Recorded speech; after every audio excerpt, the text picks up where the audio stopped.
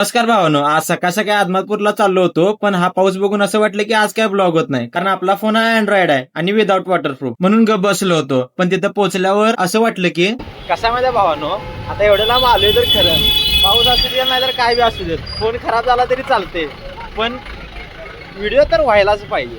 Traffic Lay's होतं म्हणून मी आणि सपन्या गाडीवरून उतरून चालत यायला लागले. परशा यायला लागलाय मागणं गाडी घेऊन. भावा, महाराष्ट्रातलं एकमेव देवस्थान असेल जिथं दर अमावस्याला एवढी गर्दी असते.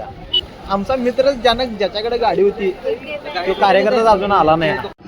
भावांनो, त्या परशाला हुडकत आम्ही आता अर्धा तास झालं हुडकायला लागले. सगळीकडे फिरलो, इकडं तिकडं, अजून सुद्धा कुठं गावला नाही कार्यकर्ता.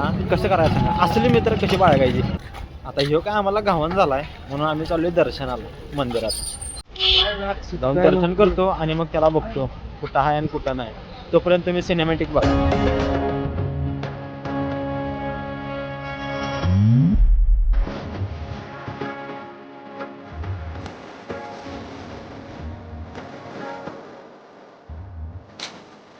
काय हो, आत्ता आलाय? कुठं होता सर एवढा उशीर?